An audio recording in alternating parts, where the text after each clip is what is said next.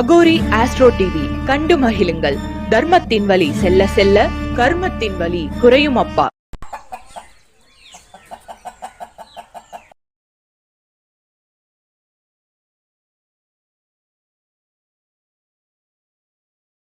எல்லாத்துக்கும் 8 திசை அப்படின்னு நம்ம பிரிச்சாங்க. நம்ம 16 திசைன்னு பிரிச்சதுல நம்மளுக்கும் ஒரு பங்கு இருக்குது. தென்மேற்கு மூலை அப்படின்னா அந்த இடத்துக்கு உண்டான அதிபதி புதன் சொல்லிட்டேன், கன்னி ராசி. தென்கிழக்குக்கும் புதன் தான் சொல்லிட்டேன். அதே மாதிரி வடகிழக்குக்கு குரு பகவான், அதே மாதிரி வடமேற்குக்கு குரு பகவான் தான். கிழக்குக்கு செவ்வாயும் சுக்கிரனும்.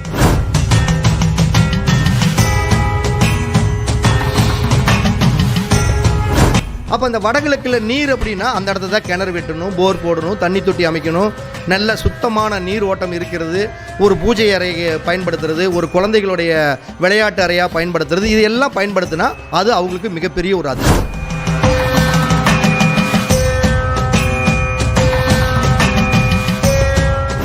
நம்ம இன்றைய கருத்தரங்கத்தில் நிறைவு பேச்சு அப்படிங்கிறது நம்மளுடைய பேச்சு தான்.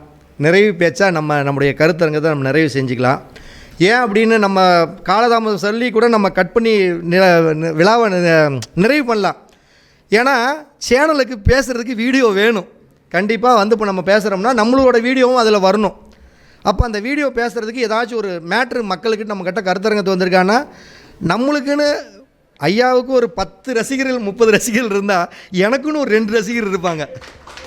ஏன்னா அந்த வாசத்தில் ஏங்க இந்த வீடியோ நீங்கள் போடலை, ஒருத்தர் ஃபோன் பண்ணியே கேட்டார், ஏங்க இது வரைக்கும் இன்னும் நீங்கள் வாஸ்தை பற்றி பேசலை அப்படின்னு 2 பேர் கேட்டாங்க, மெசேஜ் போட்டிருக்காங்க. அப்போ அதனுடைய தொகுப்புகளை நம்ம சொல்லணும். அப்போ முதல்ல எல்லாருமே நினைக்கிறது சாதகம் ஜாலாம் எப்படி இருந்தாலும் முதல்ல வீடு நல்லா இருக்கணுங்க. ஒரு மனுஷனுக்கு வீடு தான் ஒரு கொடுப்பனையே. ஒரு பொண்ணு கல்யாணம் பண்ண போனாலும் சரி, இப்போ இன்றைக்கி நல்லா பாருங்கள், வீடுங்கிறது சுக்கரன், வண்டி வாகனங்கிறதும் சுக்கரன் தான். ஒரு பொண்ணை ஒரு பையன், அதாவது ஒரு பொண்ணு ஒரு பையனை ஐயா பாணியில் சொல்ல போனால் லவ் பண்ணணும்னா கூட முதல்ல உங்கள்கிட்ட கார் இருக்குதா, பைக் இருக்குதா, வீடு இருக்குதா, என் பிள்ளையை நான் கட்டி கொடுக்குறேன் அப்படிங்கிறப்ப அவங்க வீட்டில் வாஷிங் மிஷின் இருக்குதா, மெத்தை இருக்கா, இல்லை நோகாமல் இருக்கணும் முடியுமா அப்படின்னு எல்லாம் எதிர்பார்க்குறாங்க. அப்போ இந்த வீட்டுக்கு எவ்வளோ பெரிய இம்பார்ட்டண்ட் தேவை. அப்போ இந்த வீடு அப்படிங்கிறது எந்த அடிப்படையில் வருது? காலச்சக்கரத்தில் இந்த 4ஆம் பாவமான வாஸ்து சம்மந்தப்பட்ட விஷயத்தில் தான் இந்த நிலம், வீடு, பூமி, சொத்து அப்படிங்கிறது எல்லாமே வருது. அப்போ முதல்ல ஜோதிடத்தோடு இணைச்சி வாஸ்து பார்த்தா மட்டும்தான் அங்கே கரெக்டாக அக்யூரேட்டாக பலன் சொல்ல முடியுமே தவிர, வெறும் வாஸ்தை பார்த்துக்கிட்டு நேற்று படிச்சுட்டு நாளைக்கு நான் பாட்டுக்கு நான் வாஸ்து பார்க்குறேன், நானும் ஜோதிட வாஸ்து வல்லுனர் அப்படின்னு சொன்னால் அது சொல்கிறதுக்கு, அதாவது ஏட்டு சுரைக்காய் கறிக்கு உதவாது. புஸ்தகத்தை படிச்சுட்டு எல்லாத்துக்குமே தெரியும், தென்கிழக்கு மூலை அக்னி மூலை, வடகிழக்கு மூலை ஈசானிய மூலை, வடமேற்கு மூலை வாயு மூலை, தென்மேற்கு மூலை நிருதி மூலை, இது எல்லாமே சொல்லி வச்சுட்டாங்களே. இந்த மூளை கெட்டு போயிட்டா ஆவுனா வாயில் வந்ததெல்லாம் சரி, தென் மூளை கெட்டு போச்சா பெண்களுக்கு கருப்பு பை போயிருமாப்பா, ரைட்டு. வாயு மூளை கெட்டு போச்சா நீ ஜெயிலுக்கு போயிடுவேன். தென்மேற்கு மூளை கெட்டு போச்சா ரைட்டு, நீ போலீஸ் ஸ்டேஷனுக்கு போவேன். இதை வாயில் வந்தது எதையோன்னு சொல்கிறப்ப அவனுக்கு ஏதோ ஒன்று அதில் இருக்கும். நல்லா புரிஞ்சுக்கணும், அவன் சொல்கிறது ஏதோ ஒன்று அங்கே இருக்கும். அப்போ அதனுடைய லாஜிக் வேணும். சும்மா நம்ம பாட்டுக்கு எடுத்தான் பேசக்கூடாது. ஒரு நல்ல வாஸ்து நிபுணரில் ஒரு சொட்டை இடத்துல கொண்டு போய் உட்கார வச்சுட்டு வாஸ்து பார்க்க தானே வந்தேன், ரைட்டு வாஸ்து பாரு, ஜாதகத்தை பாரு, ரைட்டு இந்த இடத்துல எனக்கு ஒரு 10 சதுரத்துக்கு மேப் வேணும், ஒரு மேப் ஒன்று போட்டு மனையடி சாஸ்திரப்படி ஒரு குழி பொருத்தத்தைப்படி வாஸ்துப்படி எனக்கு ஒரு போட்டு கொடுத்துட்டு நீ கிளம்பு, உன் பீஸ் எவ்வளோ வேணுமாலும் வாங்கிக்க, இப்படி நீ சொல்லிப்பாரு. யாருமே அதாவது பண்ணுறதுக்கு சில ஜோதிட வல்லுநர்கள் நிறைய பேர் இருக்கிறாங்க. ஆனால் எல்லாருமே பண்ண முடியுமானா 100% பண்ண முடியாது, நான் அடித்தே சொல்லுவேன். ஏன்னா இவங்க வாஸ்து பார்க்குறது எல்லாமே இப்படி போய் நின்று, ரைட்டு இந்த மூலையில் பாத்ரூம் இருக்குதுங்க, இந்த மூலையில் லெட்டின் இருக்குதுங்க, இது ஆகாது, இது குடும்பத்துக்கு ஆகாது, இது இடித்து தள்ளுங்க, இதைத்தான் சொல்கிறாங்களே தவிர ஒரு படம் எடுக்கிற டைரக்ஷனுக்கு நல்லா புரிஞ்சுக்கணும். ஒரு படம் எடுக்கிறாருன்னா டைரக்ஷனுக்கு அவருக்கு நடிக்க தெரியணும். முதல்ல கதையை திரைக்கதை மட்டும்தான் கொடுப்பாங்க, ஒரு கதை கொடுப்பாங்க மூலக்கரு, அந்த கதையை திரைக்கதையாக பெருசாக ஆக்கணும். ஒரு பொண்ணும் ஒரு பையனும் ஒரு காட்டுக்குள்ளே ஓடி வந்தாங்க அப்படின்னு ஒரு மூலக்கதையை கொடுத்தா, அந்த காட்டுக்குள்ளே எதுக்கு ஓடி வந்தாங்க, என்னத்துக்காக வந்தாங்க, அதன் மூலம் இப்போ என்ன சொல்ல போகிறாங்க அப்படிங்கிறது திரைக்கதை வடிவமைக்க தெரியணும். அப்போ ஒரு வாஸ்து நிபுணருக்கு என்ன தெரியணும்? ஜோதிடம் தெரியணும், ஜாமக்கோல் பிரசன்னம் தெரியணும், அடுத்து மனையடி சாஸ்திரம் தெரியணும், வாஸ்து தெரியணும், ஒரு சொட்ட இடத்துல நடுக்காட்டில் கொண்டே உட்கார வச்சா மேப்போட தெரியணும். இது தெரிஞ்சால் மட்டும்தான் அந்த இடத்துல ஜெயிக்க முடியும். இப்போ நல்லா ஒன்று புரிஞ்சுக்குங்க, என் ஸ்டைல்லையே நல்லா புரிஞ்சுக்குங்க, என் ஸ்டைல்லையே நான் பேசுகிற மாதிரியே இப்படி ஒருத்தர் பேசுகிறாங்க அப்படின்னா தமிழ்நாட்டில் என்னோடய ஆளாக தான் இருக்கணும், எங்கிட்ட படித்தவனாக தான் இருக்கணும், வேறு சான்ஸே இல்லை. நான் சொல்கிற மேட்ரை ஒருத்தர் சொல்கிறாருன்னா எங்கிட்ட படித்த ஆளாக தான் இருக்கணும்.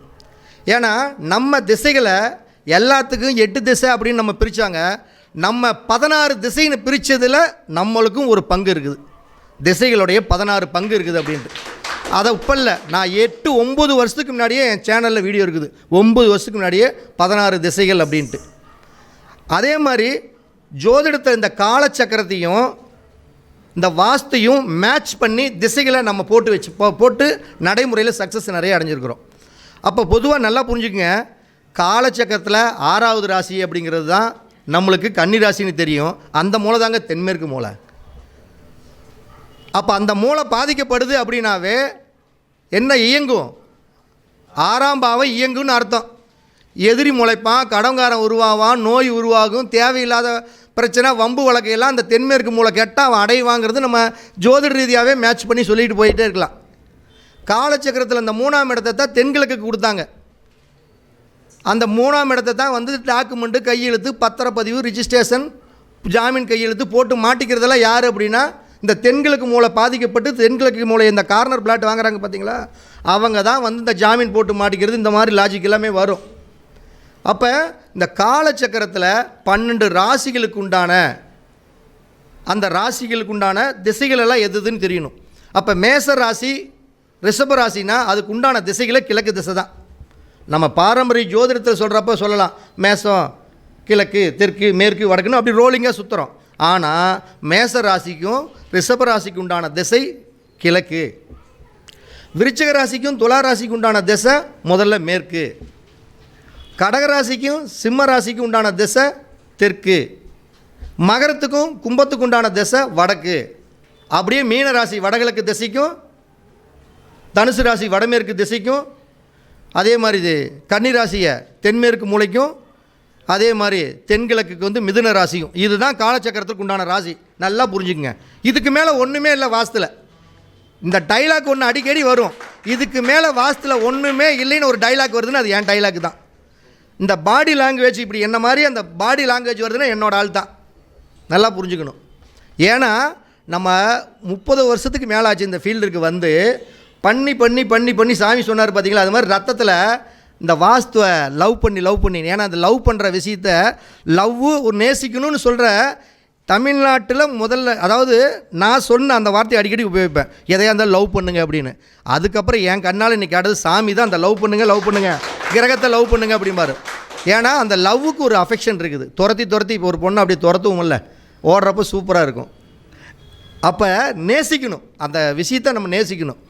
அப்போ இந்த 12 பாவங்கள் 9 கிரகங்கள் ரீதியாகத்தான் வாஸ்து செயல்படும். நல்லா புரிஞ்சுக்கணும்.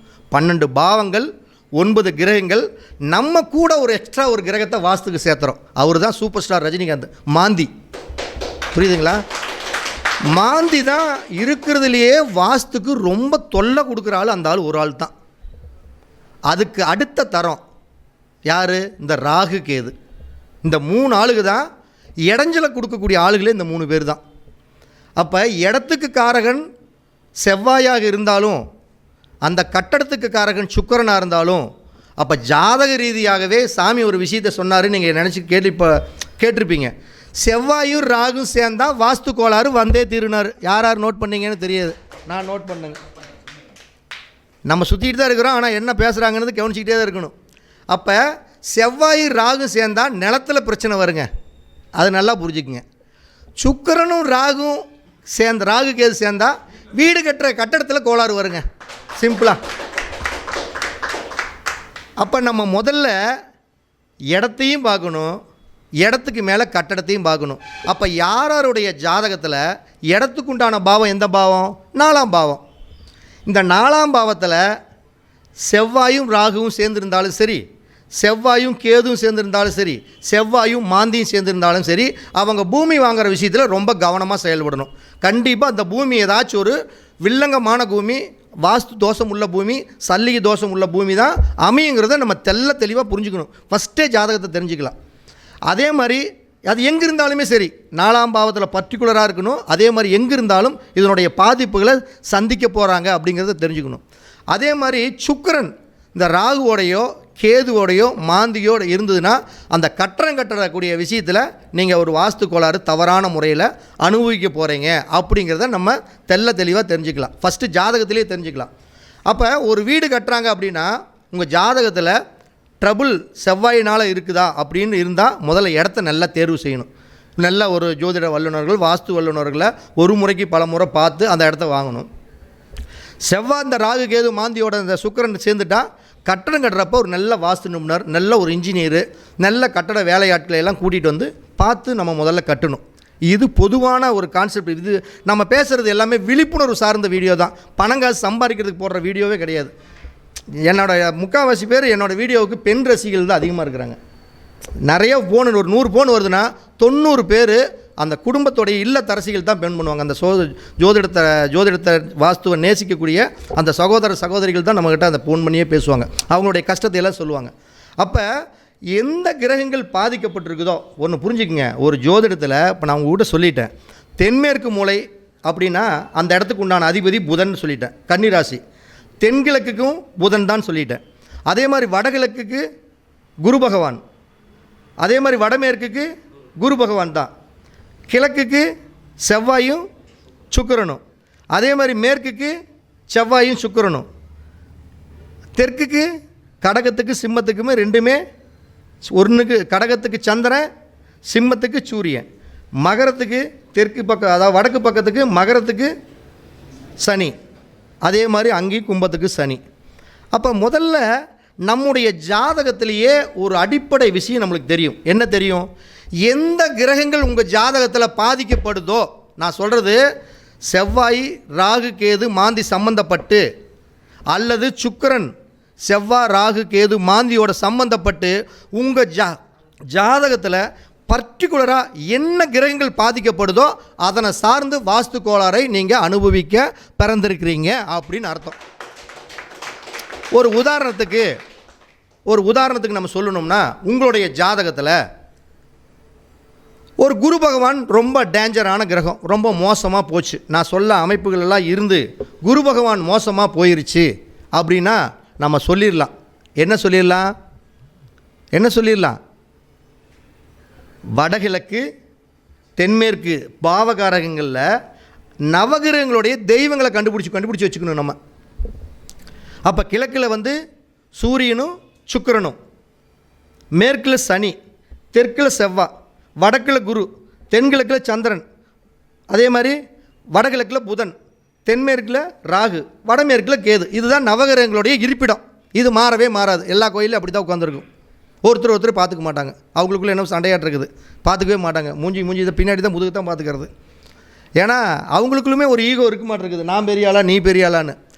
அப்போ நீங்கள் நல்லா புரிஞ்சுக்கணும், உங்களுடைய ஜாதகத்தில் எந்த கிரகங்கள் பாதிக்கப்பட்டிருக்குதோ அந்த கிரகங்கள் சார்ந்த மூளை உங்களுக்கு வாஸ்து கோளாறு வரும். சிம்பிளாக ஒரு உதாரணத்துக்கு சொல்கிறேன். புதன் உங்களுடைய ஜாதகத்தில் கெட்டு போச்சுங்க, எங்கே வாஸ்து கோளாறு வரும்? வடகிழக்கில் வரும். சிம்பிளாக சொல்லிட்டு போகலாம், குழந்தை புள்ள சொல்கிற மாதிரி சொல்லலாம். வாஸ்துன்னா இப்படி தான் சொல்லணும், இதுக்கு மேலே வேறு வாஸ்துவில் ஒன்றுமே இல்லை. நம்ம பேசக்கூடிய டைலாகே அதுதான். ராகு ஒரு பிரச்சனையாக ஜாதகத்தோட ராகு ரொம்ப மோசமாக இருக்கிறான். எந்த இடத்த பிரச்சனை வரும்? தென்மேற்கு மூலையில் தான் வரும். என்ன தெருக்குத்து வரும், இல்லைன்னா கார்னர் முச்சிந்தி சந்து வரும், இல்லைன்னா தெரு வந்து குத்தும், இல்லைன்னா அது கார்னர் பிளாட்டாக இருக்கும். அதே மாதிரி வாயு மூலை பாதிக்கப்பட்டுருது, கேது அவ்வளோதான், வாயு மூலை தான் பாதிக்கப்படும். கேது ஜாதகத்தில் வீக்கு, வாயு மூலையில் தான் பிரச்சனை வரும். அப்போ உங்களுடைய ஜாதகத்தில் எந்த கிரகங்கள் வீக்காக இருக்குதோ கெட்டு போச்சோ அதற்குண்டான நவகிரக இருக்கக்கூடிய இருப்பிடம் எதுவோ அங்கே தான் வாஸ்து கோளாறு வரும். அதை நீங்கள் ஜாதகத்தை பார்க்குறப்பயே நம்ம அப்படி அழகாக தெரிஞ்சுக்கலாம். அப்போ இதில் 9 கிரகங்களில் எந்தெந்த கிரகங்கள் பாதிக்கப்பட்டால் என்னென்ன பிரச்சனை வரும், இது சும்மா நடைமுறையில் சும்மா நம்ம பாட்டுக்கு வந்து போனது வந்தது எல்லாம் புஸ்தகத்தில் இருக்கிற மாதிரிலாம் சொல்லக்கூடாது. எந்த கிரகம் பாதிக்கப்படுதோ அந்த மூளை என்ன, அந்த இடம் என்ன ஃபால்ட்டு, இது நடைமுறையில் நம்ம கண்டுபிடிச்ச விஷயத்தை தான் நம்ம பேசுகிறோம். பொதுவாக ஒருத்தருக்கு வடகிழக்கு பாதிக்கப்படுது அப்படின்னா அந்த வடகிழக்கு உண்டான நவகிரக தெய்வம் புதன். புதன்னா கல்வி, முதல்ல நல்லா புரிஞ்சுக்கணும். புதன்னா கல்வி. அடுத்தது உறவு முறைகளில் மாமா. அடுத்தது நோய் சம்மந்தப்பட்டதில் உடம்புல நரம்பு, இரத்த ஓட்டம், உணர்வு புலன்கள், இதெல்லாமே. அப்போ ஒருத்தருக்கு புதன் கெட்டு போச்சு, அதாவது வடகிழக்கு மூலம் பாதிக்கப்பட்டால் குழந்தைங்க ஒழுங்காக படிக்க மாட்டாங்க. நேற்று கூட ஒரு ஜாதகத்தை நான் ஒரு விசிட் போனோன்னே அவங்களுடைய கேள்வி என்னென்னா குழந்தை படிக்க மாட்டாங்குது தான். அப்போ குழந்தை படிக்க மாட்டேங்குதுன்னு போய் எல்லாம் பார்க்குறப்ப என்னென்னா வடகிழக்கில் படிக்கட்டு இருக்குது, மாடி படிக்கட்டு. அப்போ வடகிழக்கில் மாடி படிக்கட்டு இருக்கிறது நல்லதானா? அது இருக்கிறதுலேயே மோசம். அப்போ என்ன ஆகும்? குழந்தைகளுடைய படிப்பு வீக்காக இருக்கும். அதை அப்படியே நம்ம கன்டினியூ பண்ணால் என்னாகும்? குழந்தைகளுக்கு நரம்பு தளர்ச்சி வரும். அடுத்தது உணர்வு புலன்கள் சரியாக வேலை செய்யாது, ரத்த ஓட்டங்கள் சீராக இயங்காது. அப்போ இந்த வடகிழக்கு மூலையில் எக்காரணத்தை கொண்டும் இந்த வெயிட்டு வைக்கிற மாதிரி பொருளோ எதுவுமே வரக்கூடாது. அப்போ வெயிட்டு வைக்கிற மாதிரி பொருள்னு என்ன? அந்த இடம் வந்து லேசான எதமான ஒரு சின்ன குழந்தை வடகிழக்குங்கிறது. அந்த இடத்த எப்படி இருக்கணும்? மெதுவாக போடணும், அப்படியே பூ போல் தொடணும். பாறாங்கல்ல தொடுற மாதிரி போட்டு உரைக்கக்கூடாது. அப்போ அந்த இடம் எப்படி இருக்கணும்? லேசாக இருக்கணும், பள்ளமாக இருக்கணும், வெறும் காலி இடமா இருக்கணும், நல்ல காற்றோட்டம் வரக்கூடிய இடமா இருக்கணும். அந்த இடத்துல இந்த மாடி படிக்கட்டு, செப்டிக் டேங்கு, அதே மாதிரி வந்து மேல்நிலை தண்ணீர் தொட்டி, படிக்கட்டு, இந்த மாதிரி எதுவுமே வராமல் இருந்துட்டால் அவங்களுக்கு ஒரு யோகம். கல்வி நல்லாயிருக்கும், உறவு முறைகள் நல்லாயிருக்கும், நல்ல ஞானம் பிறக்கும். ஓகேங்களா? இப்போ இதே தென்கிழக்கு மூலை பாதிக்கப்பட்டுருச்சு. தென்கிழக்கு மூலை பாதிக்கப்பட்டிருக்குது. பாதிக்கப்பட்டுன்னா என்னைய பாதிக்கப்பட்டதுன்னா இது எப்படி கண்டுபிடிக்கிறது? எப்பயுமே எல்லா மூளைக்கு உண்டான பஞ்சபூதங்களை நம்ம தெரிஞ்சு வச்சுக்கணும். நீர், அதாவது நெருப்பு, நிலம், நீர், காற்று, ஆகாயம், இதுதான். இந்த பஞ்சபூதங்களை நம்ம எத்தனை டைம் பேசினாலும் ஒரே வார்த்தை தான் பேச போகிறோம். 2 2 2 2 4 3 2 6 4 2 8. அப்போ எதை எங்கெங்கே வைக்கணுமோ அதை தான் அங்கங்கே வச்சா அதுக்கு பேர் வாஸ்து. இவ்வளோதான் மேட்ரே, இவ்வளோதான். எப்படி பேசினாலும் நம்ம இந்த டைலாக்கை பேசாமல் இருக்கவே முடியாது. அப்போ நிலத்தை நிலத்தோடு வைக்கணும், நீரை நீரோட வைக்கணும், காற்றை காற்றோட வைக்கணும், நெருப்பு நெருப்போடு வைக்கணும். அப்போ தென்கிழக்கு மூலை அப்படிங்கிறது நெருப்பு தத்துவம், வடகிழக்குங்கிறது நீர் தத்துவம், வடமேற்கு மூலைங்கிறது காற்று தத்துவம், தென்மேற்கு மூலைங்கிறது நிலத்தத்துவம். அப்போ நிலத்தத்துவத்தில் வீட்டை அமைக்கணும், நெருப்பு தத்துவத்தில் சமையலை சோறாக்கிறத அமைக்கணும், வாயு காற்று தத்துவத்தில் தான் நம்மளுடைய கேஸ், நம்மளுடைய கழிவு பொருள்களை போகிறத வைக்கணும், நீர் தத்துவத்தில் தான் ஒரு தண்ணி குடிக்கிற தண்ணி வெள்ளம் வைக்கணும். இதுக்கு மாற்றி அப்படியே வைக்கிறப்ப என்னன்னா அவங்க அந்த எனர்ஜி பவர் கிடைக்காம அவங்க நிறைய ப்ராப்ளத்தை சந்திக்கிறாங்க. அப்போ அந்த வடகிழக்கில் நீர் அப்படின்னா அந்த இடத்த தான் கிணறு வெட்டணும், போர் போடணும், தண்ணி தொட்டி அமைக்கணும், நல்ல சுத்தமான நீர் ஓட்டம் இருக்கிறது, ஒரு பூஜை அறையை பயன்படுத்துறது, ஒரு குழந்தைகளுடைய விளையாட்டு அறையாக பயன்படுத்துறது, இது எல்லாம் பயன்படுத்தினா அது அவங்களுக்கு மிகப்பெரிய ஒரு அதிர்ஷ்டம். நல்லா புரிஞ்சுக்கணும். அடுத்தது தென்கிழக்கு அப்படின்னா அங்கே நெருப்பு தான். அங்கே நெருப்பை தவிர்த்து நீரை கொண்டாந்து வைக்கவே கூடாது. சிம்பிளாக சொல்ல, ஒரு லாஜிக்காக புரிகிற மாதிரி. அப்போ நெருப்புன்னு என்ன? சமையல் பண்ணுறக்கூடிய நெருப்பு தான். அதுக்கோசரம் சமையல் பண்ணக்கூடிய அங்கே நெருப்பு தான்ட்டு சில பேர் பூஜை அறையை வைக்கிறாங்க. அதுக்கு எனக்கு உடன்பாடு 100% இல்லவே இல்லை. சமையல் ரூம்பு வந்து சமையல் ரூம்பில் அக்னி மூலையில் நிச்சயமாக பூஜை அறை வைக்கவே கூடாது. அந்த இடத்துல எரியக்கூடிய நெருப்பு என்ன நெருப்பு தெரியுங்களா? சோறு திங்கக்கூடிய நெருப்பு. இங்கே பூஜை அறையில் இருக்கக்கூடிய நெருப்பு விளக்கில் எரியிற நெருப்பு. விளக்கில் எரியிற நெருப்பும் பூஜையில் எரியிற நெருப்பு ஒன்றா? அடுப்பு பற்ற வைப்பாங்க. நம்ம நல்லா யோசனை பண்ணி பாருங்கள். சமையல்காரங்க சமையல் பண்ணுவாங்க, அடுப்பு எரிஞ்சிக்கிட்டு இருக்கும், சிகரெட்டை எடுத்து வச்சு அதில் நிறைய பேர் நானே பார்த்துருக்குறேன். அந்த கொல்லி கட்டையை எடுத்து இப்படி வச்சு ஃபுன்னு இழுப்பாங்க. நிறைய பார்த்துருப்பீங்கன்னு நினைக்கிறேன். அது யாராச்சும் இப்படி விளக்கு எறிகிறப்ப சிகரெட்டை எடுத்து இப்படி வச்சு பற்ற வச்சுருக்காங்களா? இதே நம்மளே புரிஞ்சுக்கணும். இதெல்லாம் புரியறதுக்கு சும்மா நான் படித்த விஷயத்தை, அதாவது ஒரு நடைமுறையில் அனுபவப்பட்டு பேசுகிற விஷயம் வேறு, ஒரு புஸ்தகத்தில் படிச்சுட்டு வந்து ஒருத்தர் சொல்லி கொடுத்து வந்து பேசுகிறத நம்ம ஏற்றுக்கவே கூடாது. அப்போ தென்கிழக்கில் நெருப்பு சம்மந்தப்பட்டதில் பூஜை அறை மட்டும் வரக்கூடாது. அந்த இடத்துல செப்டிக் டேங்கு, வாட்டர் டேங்கு, இது எல்லாமே எதுவும் வராமல் இருந்தாவே அது அவங்களுக்கு ஒரு அதிர்ஷ்டம். அப்போ அந்த இடத்துல பாதிக்கப்பட்டால் என்ன ஆகும்? தென்கிழக்குங்கிறது காலச்சக்கரத்தில் 3ஆம் இடம். புரியுதுங்களா? நான் சொன்னது 3ஆம் இடம்னு ஏற்கனவே சொல்லிட்டேன், மிதுன ராசி. அப்போ என்ன ஆகும்? அந்த தென்கிழக்கு மூலை பாதிக்கப்பட்டாவே அவன் தாங்க கடங்காரன் ஆகிறான். கடங்காரன் ஆகிறதுக்கு முன்னே என்ன பண்ணுறாங்க? முதல்ல சுலபத்தோன முறையில் போய் பொருள் வாங்குவாங்க. 3ஆம் இடங்கிறது என்ன தெரியுங்களா? டிவுக்கு பொருள் வாங்குறது. மூணாம் இடம் இஎம்ஐ வாங்குறது, சுலபத்தவணை முறையில் பொருள் வாங்குறது, வட்டிக்கு வந்து குறைஞ்ச வட்டிக்கு வாங்குறது. அடுத்து ஒரு பொருளை போட்டு வீட்டில் வார ஒருத்தர் வருவாங்க, அவங்கக்கிட்ட துணி வாங்குறது, சேர் வாங்குறது, பெஞ்சு வாங்குறது. இதில் ஆரம்பித்த கடன் அடுத்து ஒருத்தருக்கு ஜாமீன் போட போய் கடைசியில் அது பெரிய கடனாக 6ஆம் பாவமாக போய் நிற்கும். இங்கே 3ஆம் பாவத்தில் கையெழுத்து போடக்கூடிய புதன் அங்கே 6ஆம் இடத்துல போய் பெரிய கடன்காரனாக உட்காந்துக்குவான். அப்போ தென்கிழக்கு மூலை பாதிக்கப்பட்டால் நிச்சயம் கடன்காரன் ஆகிறதுக்கு உண்டான அத்தியாயத்தையும் பிறக்குது அப்படின்னு அர்த்தம். நல்லா புரிஞ்சுக்கணும். நம்ம ஜோதிடத்தோடு தான் கலந்து தான் பேசிகிட்டு இருக்கிறோம். இதுதான் லாஜிக்கே, வேறு லாஜிக்கே இல்லை. அப்போ நெருப்பு தத்துவம் நிலத்தத்துவங்கிறது அப்படிங்கிறது தென்மேற்கு மூலை தான். அப்போ அந்த தென்மேற்கு மூலையில் தான் ஒரு நிலத்தை அமைக்கணும். நிலத்தை அமைக்கணும்னா நம்ம உட்காரக்கூடிய இடத்த கொண்டே அந்த மூலையில் அமைக்கணும்.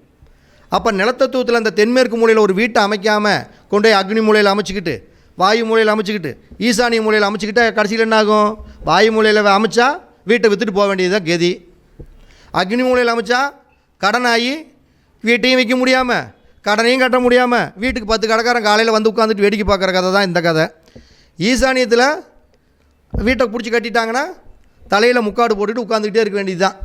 வர்றவனெல்லாம் கேவலமாக பேசுகிறது, சங்கடமாக பண்ணுறது, வீட்டில் குடும்பத்தில் இருக்கவங்களுக்கு ஒரு சந்தோஷம் மனம் இல்லாமல் போகிறது, குழந்தைகளே என்னப்பா இந்த பொழப்பு நம்மளுக்கு அப்படின்னு சொல்லக்கூடிய அனுபவம், இது எல்லாமே இருக்கும்.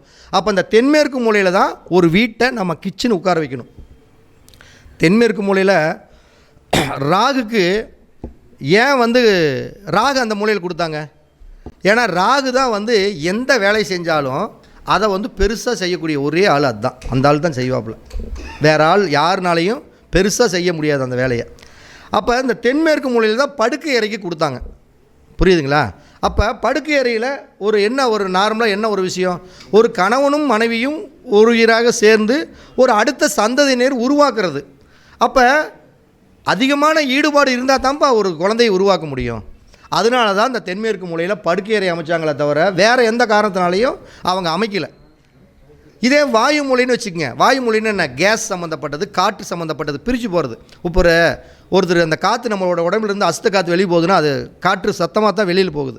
அப்போ அந்த வாயு மூலையில் தான் இந்த லெட்டின் பாத்ரூம் அமைக்கிறது, இது எல்லாம் இந்த மூலை தான். அப்போ இந்த மூளைக்கு மாற்றி அமைக்கக்கூடாது.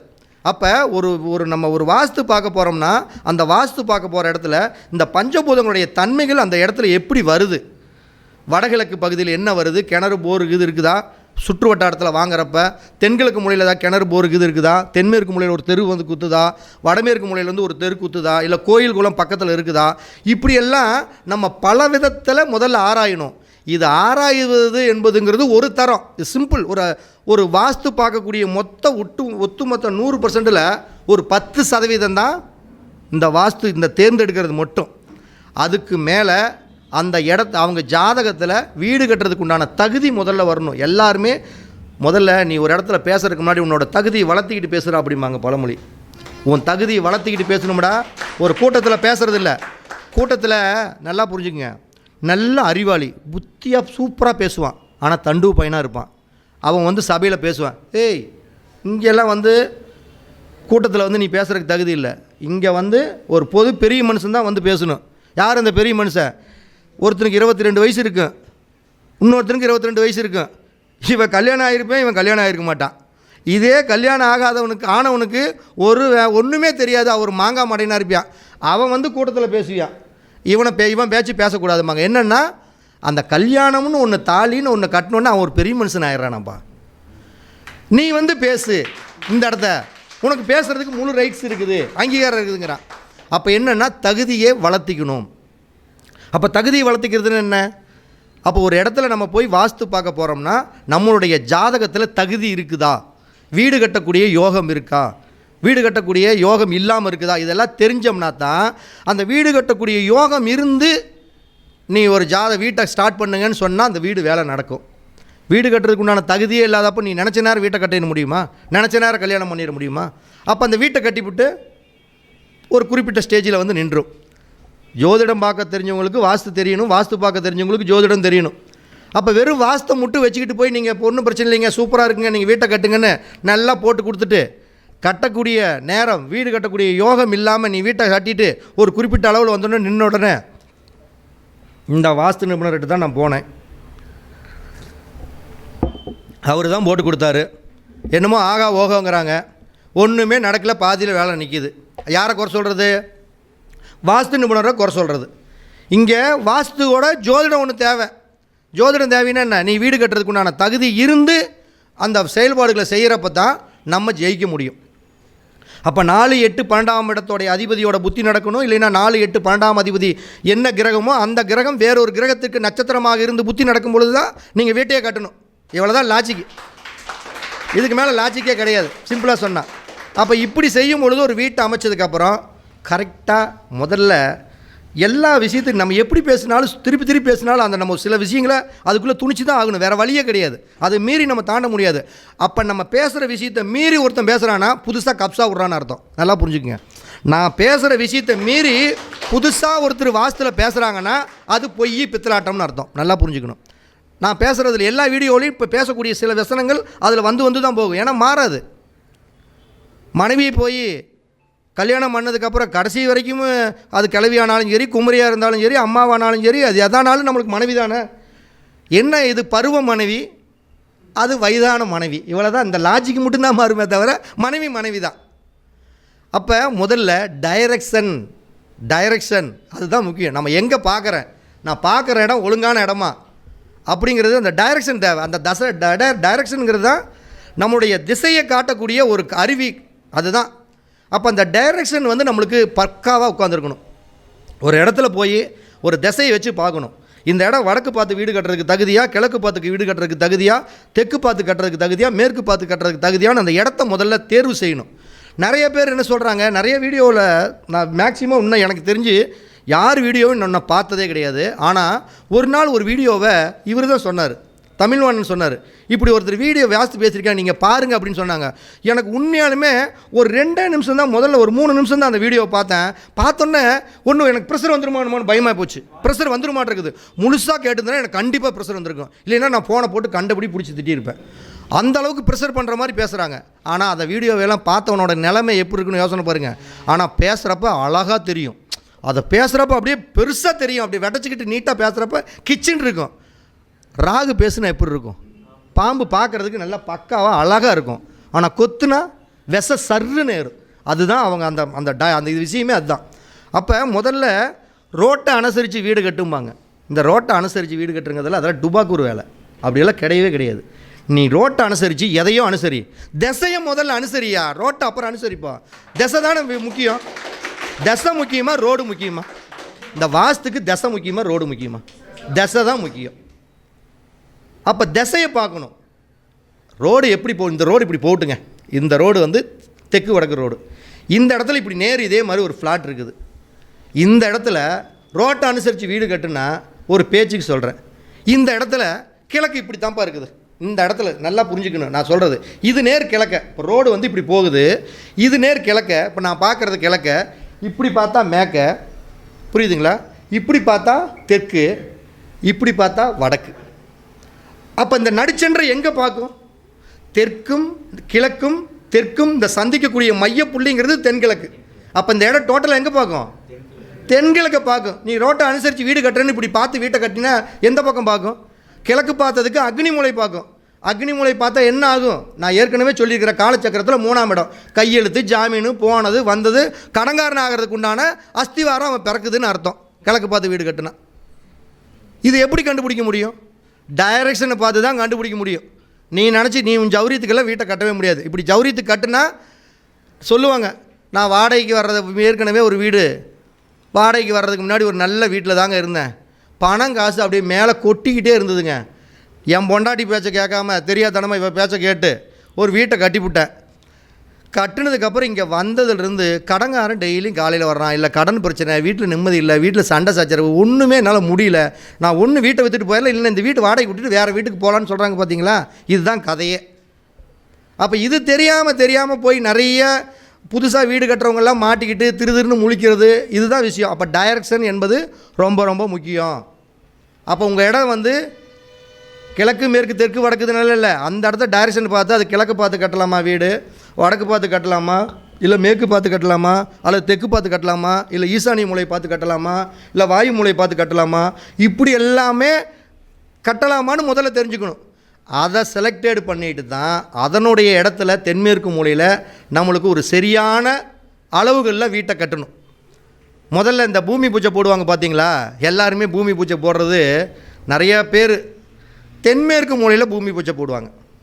தென்மேற்கு மூலையில் அப்படி தான் சொல்லிகிட்டு இருக்கிறாங்க, நிறைய நூல்லையும் அப்படி தான் இருக்குது. தென்மேற்கு மூலையில் பூஜையே போடக்கூடாதுங்க. முதல்ல ஈசானிய மூலையில் தாங்க பூஜையே போடணும். ஏன் அப்படின்னா, முதல்ல இந்த பூமியோடைய மொத்த டோட்டலில் 230 டிகிரி 260 டிகிரி இந்த மூலை இந்த இதுதான் பள்ளம் முதல்ல. அப்போ அந்த பள்ளமான பகுதி வடக்கு கிழக்கு வடகிழக்கு தான். முதல்ல ஒரு பூமி பூஜை போடுறதுக்கு என்ன பண்ணுவோம், ஒரு குழியை தோண்டுவோம். அந்த குழி எங்கே தோண்டுவோம், மேட்டு பகுதியிலே போய் தோண்டுவோம், கிழக்கு பகுதியில் தானே தோண்டணும். அப்போ அந்த கிழக்கு பகுதியில் தான் முதல்ல ஈசானன், அம்மா சொன்னாங்க பார்த்தீங்களா, ஈசான தெய்வம் அந்த மூலையில் தான் வந்து அதிர்ஷ்டத்தை அள்ளி கொடுக்குறாள், அந்த மூலையில் தான் இருக்கிறான். முதல்ல அவனை கவனிக்காமல் ராக போய் கவனித்தா எப்படி இருக்கு, போதையை தான் கொடுப்பார் அவர், மோகத்தை தான் கொடுப்பார். அப்போ ஈசானிய மூலையில் தான் முதல்ல பூமி பூஜை போட்டு வேலையை ஆரம்பிக்கணும், தென்மேற்கு மூலையில் போட்டு ஆரம்பிக்கக்கூடாது. அப்போ அந்த இடத்துல சரியான வாஸ்துப்படி முதல்ல ஒரு ஸ்கெட்ச் ரெடி பண்ணணும். ஸ்கெட்ச் ரெடி பண்ணோம்னா என்ன, வாஸ்துக்கோட வேலை ஒரே வேலை தான், வாஸ்தோட வேலை எதை எங்கெங்கே எப்படி எப்படி எங்கெங்கே வைக்கணுமோ அதாவது அங்கங்கே அப்படி அப்படியே வச்சுட்டா வேலை முடிஞ்சு போச்சு. சமையல் ரூம் அக்னி மூலையில் வை, பெட்ரூமை தென்மேற்கு மூலையில் வை, 2வது பெட்ரூம் வாயு மூலையில் வை, வரவேற்பு கால ஈசானிய மூலையில் வை, டாய்லெட் பாத்ரூம்பெல்லாம் ஒரு பெட்ரூமுக்கு வடமேற்கு தென்கிழக்கில் வை, இவ்வளோ தான் முடிஞ்சு போச்சு. ஆனால் இதையெல்லாம் அமைச்சதுக்கப்புறம் நம்ம சித்தாந்தங்களை, பழைய சித்தாந்தங்களை எல்லாம் கடைபிடிங்க. ஏற்கனவே ஒரு குறிப்பிட்ட உங்களுக்கே தெரியும், 1955, 60, 70 இந்த அந்த அந்த காலகட்டத்திலலாம் சந்திரபாபு அந்த பழம்பெரும் நடிகர்கள்லாம் இப்போ நான் போட்டிருக்க சிப்பா போட்டிருப்பாங்க, பார்த்துருக்கீங்க, இது மாதிரியெல்லாம் போட்டிருப்பாங்க. இதுதான் இன்றைக்கி ட்ரெண்டிங்கு. பழைய சித்தாந்தம் தான் இன்றைக்கி ட்ரெண்டிண்டு. இன்றைக்கெல்லாம் புதுசாகலாம் ஒருத்தர் உருவாக்கலைங்க, ஏற்கனவே உருவாக்குனதை இவன் மாடல் பண்ணுறான். அங்கங்கே ஒரு பிட்டு துணி வச்சு 4 பேண்ட்டில் 4 பக்கம் கிழிச்சுட்டு, சட்டையை கிழிச்சுட்டு, மேக்கப் போட்டுவிட்டு அப்படியே ஒரு சீனை காட்டுறாங்க, இவ்வளோதான். முடி வெட்டுற மாதிரி அன்றைக்கெல்லாம் பார்த்தீங்கன்னா குப்புன்னு இப்படி இருக்கும். அதே ட்ரெண்டிங் இன்றைக்கி இருக்குதில்ல, அந்த முடி பெருசாக இருக்கிறது, யோகி பாபு முடி வச்சுருக்கிற மாதிரி அன்னைக்கு வச்சுருந்தாங்க, இடையில காணோம், அப்புறம் மறுக்க பொன்னிக்கு வந்திருக்குது. அப்போ அது மாதிரி பழைய சித்தாந்தங்கள் என்பது தான் இந்த மனை அடி சாஸ்திரத்துடைய கோட்பாடு, கொள்கை எல்லாமே. அப்போ இந்த மனையடி சாஸ்திரத்தையும் வாஸ்துவையும் நம்ம ஜோடி சேர்த்து பழகணும். எப்பயுமே ஜோடி சேர்க்காத மாடு உழவுக்கு ஆகாது, ஜோடி சேர்க்காத மாடு உழவுக்கு ஆகாது. வெறும் தண்டுவு பையன், ஒரு பொண்ணை கல்யாணம் பண்ணாத வரைக்கும் அவன் தண்டுவு பையன். அவன் ஊக்கியா வழியாக இருந்தாலும் ஒரு பொண்ணு தாலி கட்டிட்டானா அவன் குடும்பஸ்தன். நல்லா புரிஞ்சுக்குங்க, தாலி கட்டிட்டா குடும்பஸ்தனாக மாறக்கூடியவன் கல்யாணத்துக்கு முன்னாடி அவன் தண்டுவனாக போயிடுறான். அப்போ தண்டுவனாக மாறுவதற்கும் குடும்பஸ்தனாக மாறுவதற்கும் என்ன வித்தியாசம், ஜோடி சேர்த்தி பழகணும். ஜோடி சேர்த்தாத மாடு உழவுக்கு ஆகாது, இதுதான் உண்மை. அப்போ ஜோடி சேர்த்துணும். வாஸ்துவோட இந்த மனையடி சாஸ்திரத்தையும் ரெண்டையும் ஜோடி சேர்த்து பார்க்கணும். அப்போ ஜோடி சேர்த்து பார்க்கறது என்ன, மனையடி சாஸ்திரங்கிறது ஏற்கனவே முன்னோர்கள் வந்து அவங்களுடைய காலடி சாஸ்திரம் அப்படின்னு எல்லாம் வச்சாங்க. இப்போ காலடி சாஸ்திரம்னா ஒருத்தர் இப்போ ஒன்று ரவிச்சந்திரன் ஐயா இருக்கார், அவர் கால் எடுத்து வச்சாருன்னா கொஞ்சோண்டு வைப்பார். நான் கொஞ்சம் வளர்த்தியாக இருக்கேன், நான் வச்சா கொஞ்சம் சேர்த்தி வைப்பேன். சந்திரன் ஐயா வச்சா இன்னும் கொஞ்சம் சேர்த்தி வைக்கலாம், கம்மியாக வைக்கலாம். அப்போ ஒவ்வொருத்தருக்கும் ஒவ்வொரு காலடி வருமல்ல. அப்போ இது எல்லாம் எப்படி அப்படிங்கிறத அதை வந்து நம்மளுக்கு தான் நம்ம பாட்டை முப்பாட்டை இந்த முன்னோர்கள் எல்லாமே அந்த மனையடி சாஸ்திரத்துக்கு ஃபிக்ஸடாக சிதம்பரம் அப்படிங்கக்கூடிய அந்த கோள்களின் அடிப்படையினால் மனையடி சாஸ்திரம் அப்படிங்கக்கூடிய அந்த நூல்னால் 12 இன்ச்சு கொண்டாந்து தான் ஒரு அடி அப்படிங்கிறது தொகுத்து வச்சுட்டு போயிட்டாங்க. நம்ம ஏற்கனவே 12 இன்ச்சு சேர்ந்தது ஒரு அடி. என்னோடய யூடியூப்பில் ஒரு கமெண்டில் ஒருத்தர் உண்மையாலுமே சொல்லியிருக்காப்புல, யார் ஒருத்தர் நம்மளை கமெண்டில் தப்பாக பேசுகிறானோ அவனுக்கு நம்ம நன்றி சொல்லணும். ஏன்னா நம்மளையும் ஒரு மனுஷனாக மதித்து அவன் நோட் பண்ணிகிட்டு இருந்திருக்கான் பார்த்தீங்களா. அப்போ நம்மளை மாதிரி ஒரு வாஸ்து நிபுணர், ஜோதிட நிபுணராக தான் இருக்கணும். என்ன பேசுகிறான் இந்த ஆள் அப்படின்னு பார்க்குறதுக்கு. அதில் அவங்க போட்டிருக்கிறது ஒரே விஷயம் என்ன போட்டிருந்தாருன்னா, டுபாக்கூர் அப்படின்னு போட்டிருந்தாங்க. ஒரே ஒரு இது மட்டும் டுபாக்கூர்ன்னு இருந்தது. என்னையும் நீங்கள் டுபாக்கூர் என்று சொன்னதற்கு உங்களுடைய பொற்பாதங்களில் வணங்குகிறேன் அப்படின்னு ஒன்று போட்டு கீழே ஒரு வாழ்த்து போட்டேன். நான் அடுத்த தடவை கண்டிப்பாக போட மாட்டாப்புல. ஏன்னா இது தங்கப்பாணி ஐயாவோட ஸ்டைலு. யார் ஒருத்தர் நம்மளை அவமதிக்கிறாங்களோ அதைத்தான் நான் காலையில் கூட சொன்னேன். குணம் நாடி குற்றமும் நாடி அவற்றுள் மிக நாடி மிக்க குழல் அப்படின்ட்டு திருவள்ளுவர் சொன்னக்கூடிய குரல். அப்போ ஒருத்தர்கிட்ட எல்லாருமே நல்ல குணம் இருக்குன்னு நம்ம நினைக்கவே கூடாது. அவங்கவுங்ககிட்ட கெட்ட குணமும் இருக்கும், நல்ல குணமும் இருக்கும். நீ கெட்டதையெல்லாம் எடுக்காதப்பா. ஒருத்தரை பார்க்குறியா, அவங்ககிட்ட என்ன நல்லது இருக்குதோ அதோடு முடிச்சுக்கிட்டு நீ வந்துரு. கெட்ட விஷயத்துக்கே போகாதேங்கிறது தான் அந்த திருவள்ளுவர் அழகாக அப்படியே சும்மா சிம்பிளான விஷயத்த சொல்லிட்டார். அப்போ நம்ம இந்த அடிசாஸ்திரத்தை நம்ம கையாளணும். ஒரு கமெண்டில் நம்மக்கிட்ட போட்டிருக்காங்க, 12 அடி என்பது நீங்கள் மிகப்பெரிய பொருளாதாரத்தை சந்திப்பீர்கள், விரயமாகும்னு சொல்கிறீங்க. அதுவே 11 அடி 5 அங்குலத்திற்குள் வந்தால் அது மிகவும் சிறப்பு, 11 அடி லாபத்தை கொடுக்கும் என்கிறீர்கள். இது சாத்தியமா? இது ஆட்டோவின் கண்ணாடியை திருப்புவது போல் உள்ளது உங்களுடைய பேச்சுனியா. புரியுதுங்களா? ஆட்டோவில் கண்ணாடி திருப்புனா வண்டி போகுது அப்படிங்கிற மாதிரி போட்டிருக்காங்க. இது சொல்கிறதுக்கு வேணுமா நல்ல சாத்தியமாக இருக்கும். ஆனால் அனுபவிச்சு பார்க்கணும். அந்த ஐயா சொன்ன மாதிரி அந்த கிரகங்களை லவ் பண்ணி பார்க்கணுங்கிற மாதிரி இந்த மனையடி சாஸ்திரத்தை வாஸ்துவையை லவ் பண்ணி பார்க்கணும். அப்போ இந்த லவ் பண்ணுறவனுக்கு மட்டும்தான் அந்த டேஸ்ட் என்னன்னு தெரியும். ஒரு ஒரு பொண்ணை ஒருத்தர் விரும்புகிறான்னா அந்த பொண்ணோட டேஸ்ட் எப்பட்றான்னு கேட்டால் கம்முனுங்க. மித்த நாளில் எந்திரிக்க சொன்னால் எந்திரிக்கவே மாட்டேன், 8 மணி நேரம் தூங்கிட்டு இருப்பான். அந்த பிள்ளை நாளைக்கு கல்யாணத்துக்கு வருதுன்னு சொல்லுங்க, 2:45 எந்திரிச்சிருவான். தூங்க மாட்டானுங்க. இன்றைக்கி ஒரு தூங்க மாட்டேன், எப்படா 2:45 ஆகுன்னு பார்த்துக்கிட்டே உட்காந்துருப்பான். ஆளுக்கு முன்னாடி உட்காந்துருப்பான். படத்தில் பார்த்தீங்கன்னா தெரியும். எந்த படத்தில்? இந்த நம்ம சிவகார்த்திகேயன் படத்தில் எத்தனை மணிக்கு பஸ்ஸு 8 மணிக்கு. நாங்கள் எத்தனை மணிக்கு, இந்த பையன் எப்போ வந்தாப்புலன்னு கேளு, 7 மணிக்கே வந்துட்டாப்புல. சின்சியாரிட்டி பார் எப்படி, 7 மணிக்கு வந்திருக்கேன், நீ 8 மணிக்கு வர்ற. இப்படி இருக்குன்னு சின்சியாரிட்டினா எதுக்கு? அந்த பொண்ணை பார்க்குறதுக்கு. அப்போ இது மாதிரி நேசிக்கணும், அந்த சாஸ்திரத்தை நேசிக்கணும். அப்போ இதுக்கு நம்ம அடிக்கணக்கத்தில் எல்லாமே கொடுத்துருக்காங்க. கிட்டத்தட்ட நிறைய பேர் அடிக்கணக்குக்கு தான் இப்போ சொல்லியிருக்காங்க. இப்போ 8 அடி அதிர்ஷ்டம், 10 அடி மரியாதை, 11 அடி லாபம், 16 அடிங்கிறது மகிழ்ச்சி, 17 அடி ஆக்கமும் ஊக்கம் கிடைக்கும், 20 அடிங்கிறது பால் பாக்கியம், 21 அடிங்கிறது நம்முடைய சம்பத்துகள் உருவாகும், 22 அடிங்கிறது மன மகிழ்ச்சி. இப்படி எல்லாமே அடிக்கணக்கில் சொன்னவங்க உண்மையாலுமே என்னுடைய மாணவர்களுக்கு ஒரு சில பேர்த்துக்கு மட்டும் தெரியும். இன்ச்சு கணக்குக்கு என்ன பலன் அப்படிங்கிறத நான் மட்டும் தான் கண்டுபிடிச்சி வச்சுருக்கிறேன். எல்லாம் ஒரு கிட்டத்தட்ட 9 வருஷத்துக்கு முன்னாடியே கண்டுபிடிச்சி வச்சுருக்கிறேன். 9 வருஷத்துக்கு முன்னாடி படிச்சதுக்கு 11 அடி 1 அங்குலம் வச்சா என்ன பலன், 11 அடி 2 அங்குலம் வச்சா என்ன பலன், 11 அடி 3 அங்குலம் வச்சா என்ன பலன்னு ஒரு சில நண்பர்களுக்கு, எங்களுடைய படித்தவங்களுக்கு, முக்கியமான ஆளுகளுக்கு தெரியும். அது எப்படி பண்ணோம்னா, நடைமுறையில் கிரகங்களையும் பஞ்சபூதங்களையும் 2 ஜோடி சேர்த்து சில பலன்கள் நடைமுறைக்கு வருதான்னு பார்த்து நம்ம கண்டுபிடிச்சிருக்கிறோம். அப்போ அடிசாஸ்திரம் என்பது ரொம்ப ரொம்ப முக்கியம். அப்போ ஒருத்தர் சொல்கிறது என்னென்னா, வீட்டுக்கு உள்ளளவு தான் ரொம்ப முக்கியம். போர் அடிக்கலையில, ஒன்றும் பிரச்சனை இல்லையில, ஒரு 5 நிமிஷம் முடிச்சிடலாம். ஏன்னா அதை கேட்டுக்கணுமில்ல. பேசுகிறதுக்கு மைக்கு கிடைச்சா நானும் ஜாமியும் பேசிக்கிட்டு தான் இருப்பான். கேட்குறவங்க உங்களோட நிலைமை என்னன்னு தெரியணுமில்ல.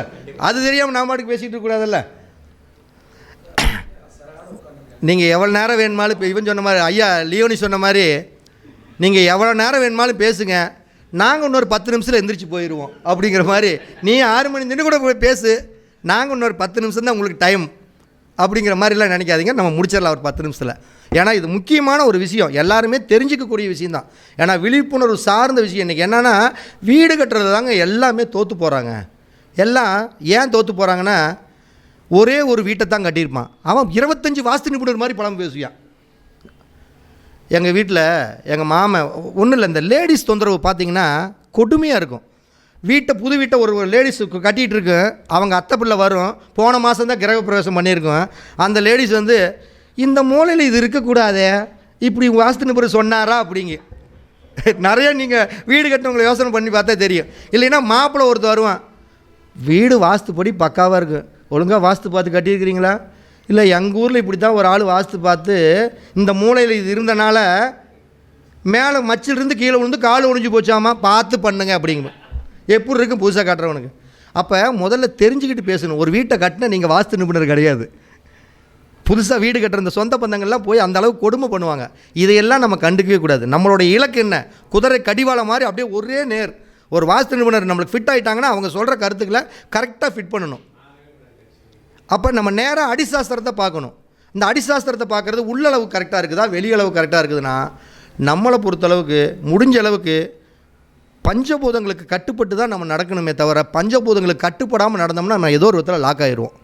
எல்லாருமே நிலம், நீர், நெருப்பு, கட்டுங்கிற 4 விஷயத்தில் கண்ட்ரோலாக வந்துடுவாங்க. இந்த ஆகாய தத்துவத்தில் நிறைய பேர் தோற்று போயிடுவாங்க. ஏன்னா அது அமையாது. ஏன்னா டவுனில் இருக்கிறவங்களுக்கு ஆகாய தத்துவம் அமையாது. அப்போ என்ன ஆகாய தத்துவம்னு என்னென்னா, ஒரு வீட்டிற்கும் காம்பவுண்டுக்கும் இடையில் இருக்கக்கூடிய அந்த வீட்டை சுற்றி வர்றாங்களே, ஒரு ஒரு கிரகப்பிரவேசம் பண்ணுற அன்றைக்கி பூசணிக்காய் வெட்டுறதுக்கு அப்படியே 8 திக்குக்கு உண்டான அந்த பொருள்களை, அதுக்குண்டான சாப்பாடு, அதுக்குண்டான பூஜைகளை எல்லாம் போய் அந்த இடத்த சொல்லி சூந்து தட்டி விட்டு பூசணிக்காயை உடைப்பாங்க. அப்படி சுற்றி வர்றாங்க பார்த்தீங்களா, அதுக்கு பேர் தான் ஆகாய தத்துவங்கிறது. அது நிறைஞ்சிருக்கணும். அது டவுன்லலாம் கிடைக்கும்னா சில பேர்த்துக்கு கிடைக்கும், சில பேர்த்துக்கு அப்படியே ஒட்டி ஒட்டி வீட்டை கட்டிடுவாங்க. அது மாதிரி சூழ்நிலை அப்படிங்கிறது நம்ம தவிர்த்துக்கலாம். முடிஞ்ச அளவுக்கு உங்களுக்கு இந்த பஞ்சபூதங்களுடைய இடம் அப்படி கரெக்டாக ஒரு இடத்துல இருக்குதுன்னா முடிஞ்ச அளவுக்கு காம்பவுண்டு போட்டு வீட்டை கட்டுங்க. காம்பவுண்டு என்பது யார்? சனி, பாதுகாப்பு அரண். புரியுதுங்களா? காம்பவுண்டு தானே பாதுகாப்பு. ஒரு வீட்டில் நாய் எட்டி குதிக்காமல் இருக்கணும்னா யார் பாதுகாப்பு? காம்பவுண்டு தாங்க பாதுகாப்பு. புரியுதுங்களா நான் பேசுகிறது? அப்போ காம்பவுண்டு அமைக்கணும். ஏன்னா காலச்சக்கரத்தில் தர்மவானே வந்து சனி பகவான் தான். அவரை ஒழுங்காக நம்ம ஹேண்டில் பண்ணோம்னாவே நம்ம ஜெயிச்சிடலாம். அப்போ காம்பவுண்டு அமைக்கணும். அப்போ அந்த காம்பவுண்டு அமைச்சிட்டு வீட்டை சுற்றி வர்ற மாதிரி ஒரு வீட்டை அமைக்கணும். அதில் வெளியளவும் முதல்ல சரியாக இருக்குதா, நீளம் சரியாக இருக்குதா, இப்படி வெளியளவுகளை முதல்ல பார்க்கணும். கரெக்டாக இருக்கணும். ஒரு 42க்கு 32 இப்படி அடிசாஸ்திரம் எல்லாம் பஞ்சாங்கத்தில் காலாண்டெல்லாம் எல்லாமே இருக்குது. நீங்கள் அதை பார்க்கணும். அதுக்கப்புறம் ஒவ்வொரு ரூம்போடைய அளவுகளும் உள்ள அளவுகளும் கரெக்டாக இருக்கணும். புரியுதுங்களா? ஒவ்வொரு ரூம்போட உள்ள அளவுகளும் சரியாக இருக்கணும். அப்படி உள்ள அளவுகளும் சரியாக இருந்து வெளி அளவுகளும் சரியாக இருந்து இதெல்லாம் சாத்தியமானா 100% சாத்தியங்க. சாத்தியம் இல்லாத நம்ம பேசவே மாட்டோம். இதெல்லாம் சாத்தியம்தான். தாராளமாக அமைக்கலாம். நம்மளால் முடியும். நம்மக்கிட்ட படிக்கிறவங்களால முடியும். நான் தான் சொல்கிறேங்க, என்னோடய ஸ்டைலில் என்னோடய பேச்சு மாதிரியே என்னோடய தோழனோட ஒருத்தர் பேசுகிறாங்கன்னா என்னோடய ஆள் தான். அதே மாதிரி இந்த 16 திசையை பற்றி பேசுகிறாங்கன்னா என்னோடய ஆள் தான். என்கிட்ட படிச்சுட்டு போன ஆள் தான். இதுக்கு மேலே இந்த வாசத்தில் ஒன்றுமே இல்லைன்னு ஒரு டைலாக் வருதுன்னா அது ஆள் தான். புரிஞ்சுக்கிட்டீங்களா? அப்போ நம்ம என்ன பண்ணணும்? உள்ளளவு வெளியளவு இதையெல்லாம் பார்க்கணும். அதுக்கப்புறம் தலைவாசல் பூரா அதாவது அதனுடைய உச்சப்பகுதியில் வைக்கணும். உச்சப்பகுதினா சிம்பிளாக உங்களுக்கு சொல்லிடுறேன் பாருங்கள். வடக்கு பார்த்ததுக்கு வடக்கு மையப்புள்ளியிலிருந்து ஈசானிய மூலை வரைக்கும் உள்ள பகுதி பூராமே உச்சப்பகுதி. அது என்ன வடக்கு மையம் அப்படின்னு கேட்காதீங்க. ஒரு உதாரணத்துக்கு இப்போ இந்த இடத்துல இதுதான் வடக்கு. இந்த ரூமோடைய நீளம் ஒரு 20 அடின்னு வச்சுக்கோங்க. இந்த 10 அடிங்கிறது தான் மையம். இதே மாதிரி நீங்கள் எல்லா பக்கம் நீங்கள் பண்ணிக்க வேண்டியதான். இந்த வடக்கு பார்த்த ஒரு வீடு கட்டுறாங்கன்னா இந்த வடக்கு மையத்திலிருந்து ஈசானிய மூலை போகிற பகுதி பூராமே உச்சப்பகுதி. கிழக்கு பார்த்த வீட்டுக்கு அதே மாதிரி கிழக்கு மையப்புள்ளியிலிருந்து ஈசானிய மூலை வரைக்கும் எல்லாமே உச்சப்பகுதி தான். தெற்கு பார்த்த வீட்டுக்கு தெற்கு மையப்புள்ளியிலிருந்து அக்னி மூலை வரை உள்ள பகுதி பூராமே உச்சப்பகுதி தான். மேற்கு பார்த்த வீட்டுக்கு மேற்கு மையப்புள்ளியிலிருந்து வாயு மூலை வர பகுதி உள்ள உச்சப்பகுதி. இந்த உச்சப்பகுதியில் பூராமே தலைவாசல் வச்சா ஜம்முன்னு இருக்கும். இவ்வளோ தான் லாஜிக். தலைவாசல் வைக்கிறதுக்கு நான் ஒரே நிமிஷத்தில் சொல்லிட்டேன். இதுக்கு மேலே ஒன்றுமே இல்லை.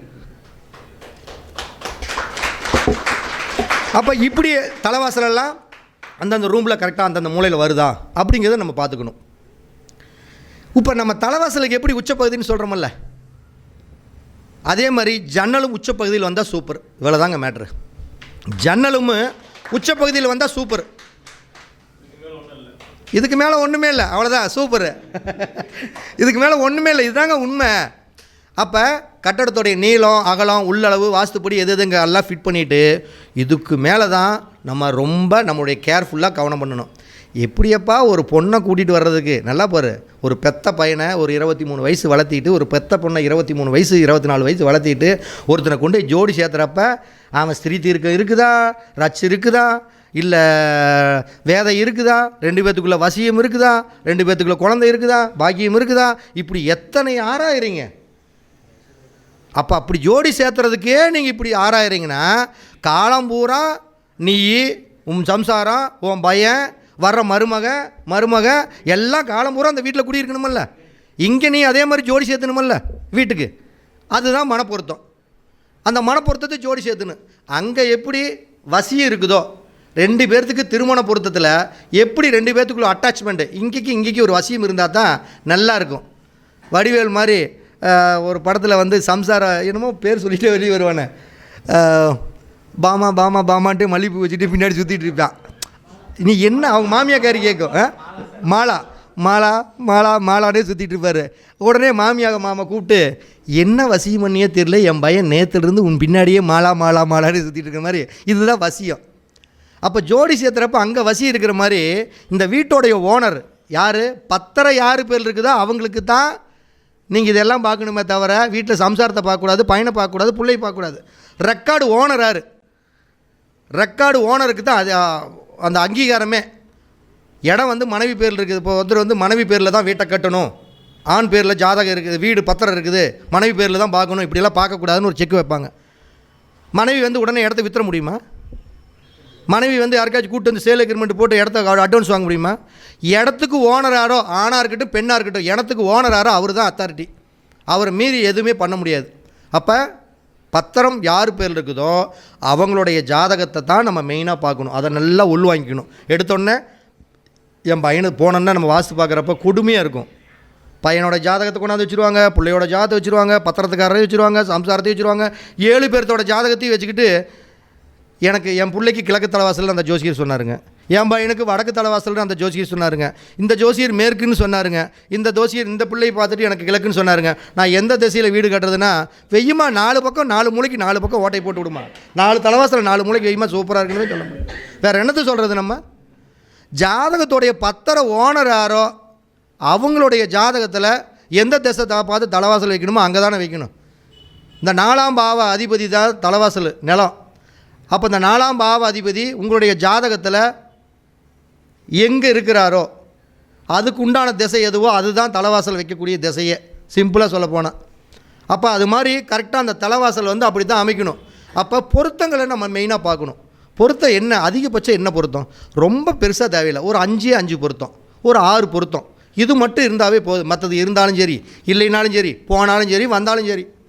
அப்போ வசியம் தேவை. முதல்ல எது இல்லையே தேவை, வசியம் தேவை. அடுத்தது கவுண்டு மணி மாதிரி ஆயிடக்கூடாது கதை. என்ன கதை? விடிய விடிய தீபாவளிக்கு டும்முன்னு தான் சத்தம் கேட்குதே தவிர ஒரு விழாக்களை பார்க்க முடியல, ஒரு வேடிக்கை பார்க்க முடியல என்னால், இப்படிங்கிற கதையாகிடக்கூடாது. அதுதான் வந்து என்னங்கிறது, கண் பார்வை, நேத்திரங்கிறது. கண்ணு தேவை. குருட்டு நேத்திரமாக வந்துடக்கூடாது வீட்டில். நீங்கள் நல்லா கோடி ரூபா லட்சம் ரூபாயை கொடுத்து வீட்லேயே வச்சுருந்தா கூட கண்ணு மட்டும் இல்லைன்னா அவன் சேரில் உட்காந்துக்கிட்டு கொடுக்குற தின்னுட்டு தான் உட்காந்துருக்கணும். தன்னால் தண்ணி கூட எடுத்து கொடுக்க முடியாது. அப்போ கண்ணு ரொம்ப முக்கியம். அப்போ வீட்டுக்கு குருட்டு நேத்திரம் வந்துடக்கூடாது. வந்துட்டால் டோட்டலி வேஸ்ட்டுன்னு நம்ம தெரிஞ்சுக்கலாம். புரியுதுங்களா? அதுக்கு அடுத்தது எல்லாருமே வீடு கட்டுறப்ப என்ன பண்ணுவாங்க, யோகம் வேணும் ஏதோ ஒன்று. அந்த இன்ஜினியர் வந்து கட்டி கொடுத்தாரப்பா, என் பிள்ளைக்கு கல்யாணம் ஆயிடுச்சு, நான் இன்னொரு இடம் வாங்கிட்டேன், மருமகன் வந்து வேலை இல்லாமல் இருந்தாப்புல வந்த உடனே பிஹெச்டி படித்து ஒரு டக்குன்னு வேலை வாங்கிட்டார். இப்படி வந்த உடனே எனக்கு எல்லாமே இந்த வீட்டுக்கு வந்ததுக்கு யோகமாக நடக்குது. அதுதான் யோகம். வீட்டுக்கு யோகம் முக்கியம். அது அமிர்த யோகம் வந்தால் சூப்பர், சித்த யோகம் வந்தால் சூப்பர். இந்த மரண யோகம் வந்துட்டால் கொடூரம், வரவே கூடாது. இதையெல்லாம் நீங்கள் பார்க்கணும். அட்லீஸ்ட் ஒருத்தன் இப்போ ஒன்றும் இல்லை, உங்களை கூப்பிட்றாரு, இறைவன் கூப்பிட்றாரு, இங்கே இருக்கவங்க எல்லாத்தையுமே, உங்களுக்கு என்னப்பா பிரச்சனை? எனக்கு பணம் தாங்க பிரச்சனை. சரி ரைட் ஓகே, உனக்கு ஒரு 50 கோடி ரூபா பணம் தரேன், இந்த கேஷ் அப்படியே எடுத்து வைக்கிறேன் அப்படின்னு சொல்கிறாரு. உங்களுக்கு எப்படி இருக்கும்? எப்படி இருக்கும் சொல்லுங்கள். ஒன்றும் பேச மாட்டேங்கிறீங்களா? சூப்பராக இருக்குமில்ல? 50 லட்சம் 50 கோடி பணம், இந்த சூப்பர் கார் ஒன்று நீட்டாக ஜம்முன்னு ஒரு இன்னோவா கார் எல்லாமே தர்றேன் அப்படின்னு கொடுக்குறாரு.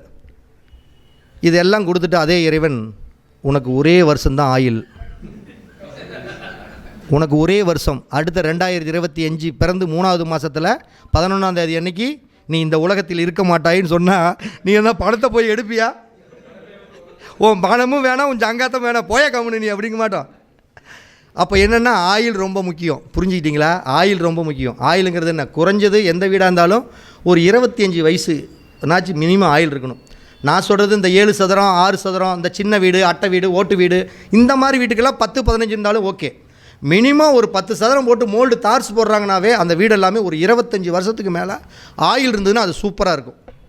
நல்லா புரிஞ்சுக்கணும். அதுக்கோசரம் 25 எங்கடா 25லேருந்து 1 குறைஞ்சிருச்சே இவர் சொன்னதில் 24 நம்மளுக்கு ஆயில்லையே நினைக்கக்கூடாது. அது ப்ளஸ் ஆர் மைனஸ் 1-2 முன்ன பின்னனால அட்ஜஸ்ட் பண்ணிக்கணும்.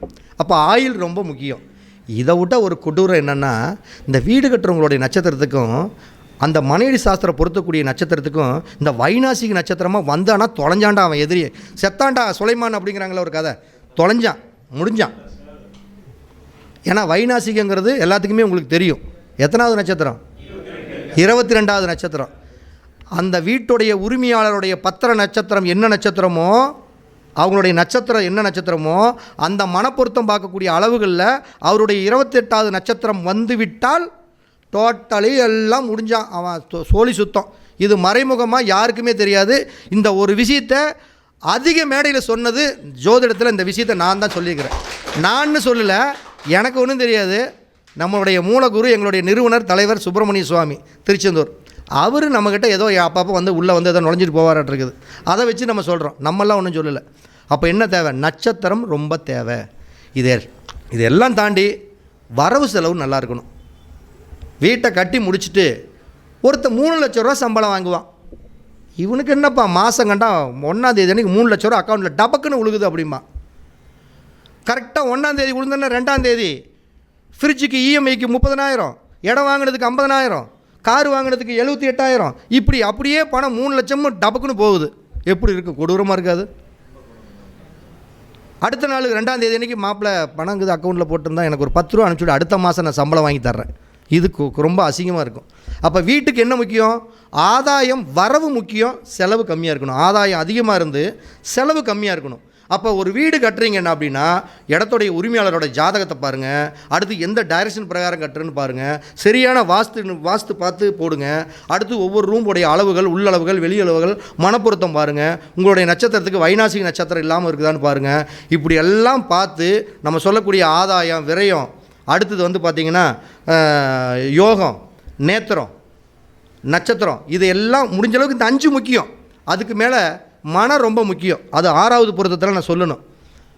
ஒருத்தர் வீடு கட்டினதுக்கப்புறம் கழுத பொதி சுமந்த மாதிரி வேலைக்கு போயிட்டே இருப்பியான்னு மிச்சமே பண்ண முடியாது. அதுதான் மனப்பொருத்தங்கிறது. அது கழுத மனையாக வந்துட்டால் அவன் வாழ்க்கை பூரா பொதி சமைஞ்சிக்கிட்டே தான் இருக்கணும். நம்ம நடைமுறையில் பார்த்து தான் பேசுகிறோம். ஒருத்தருக்கு கழுத மனை வந்துருச்சுன்னா கழுத பொதி சுமைக்கிற மாதிரி சுதந்திரக்குன்னு இருக்கணும். நாய் மனையாக வந்துருச்சுன்னா ஏன் பொழப்ப ஏங்க கேட்குறீங்க, நாய் படாத பாடு நான் பட்டுக்கிட்டு இருக்கிறேன் அப்படிம்பாங்க. பார்த்தீங்களா? நாய் மனையாக வந்துட்டால் நாய் படாத பாடு தான். அப்போ என்ன மனம் வரணும்? பசு மனம் வரணும், யானை மனம் வரணும், கருட மனம் வரணும், சிம்ம மனம் வரணும். இப்படி மனம் வந்தால் யோகம். இப்படி நான் சொல்லக்கூடிய இந்த மன பொருத்தம், கற்ப பொருத்தம் 1, அடுத்தது ஆதாய விரயம் இது ஒன்று 3, வசியம், நட்சத்திரம், யோகம், வயசு, இந்த ஒரு 6-7 முக்கியமாக இருந்துட்டாலே நம்மளுக்கு சூப்பர் வீடு. மித்தது வந்தாலும் சரி, பழமொழி சொன்ன மாதிரி நீ வந்தாலும் சரி வராட்டியும் சரி, நல்லா இருந்தாலும் சரி நல்லா இல்லாட்டியும் சரி, இந்த ஒரு 7ஐயும் நீங்கள் சரியாக பயன்படுத்தி ஒரு இடத்துல துல்லியமாக வாஸ்து பார்த்து ஜாதகத்தை பார்த்து கட்டினீங்க அப்படின்னா அந்த வீடு மகாலட்சுமி தாண்டவம் ஆடக்கூடிய வீடாக நிச்சயம் அமையும். இதைத்தான் நம்ம ஜோதிடத்தையும் ஜாமக்கோல் பிரசன்னத்தையும் வாஸ்துவையும் இப்படி பார்த்து தான் நிறைய பேர்த்துக்கு நிறைய விஷயங்களை நம்ம ஒரு விழிப்புணர்வு சார்ந்து சொல்லிகிட்டு இருக்கிறோம்.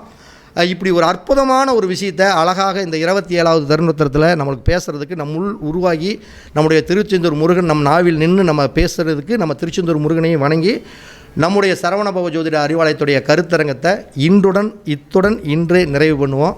மீண்டும் ஒரு அடுத்த தருணத்தில் நம்ம அழகான தருணத்தில் நம்ம சந்திப்போம். நம்முடைய கருத்தரங்கம் அப்படிங்கிறது ஒவ்வொரு மாதம் முதல் ஞாயிற்றுக்கிழமை கருத்தரங்கம் கண்டிப்பாக நடக்கும். நீங்கள் அவசியம் வந்து கலந்துங்க.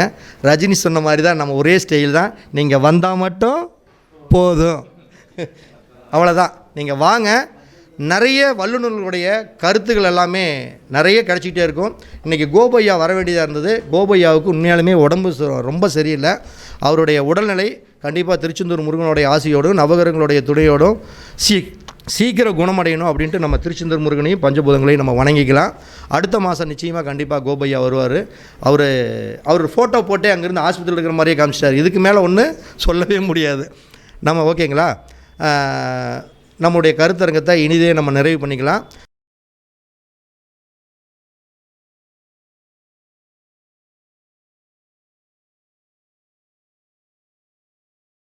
அகோரி ஆஸ்ட்ரோ டிவி கண்டு மகிழுங்கள். தர்மத்தின் வழி செல்ல செல்ல கர்மத்தின் வழி குறையும் அப்பா.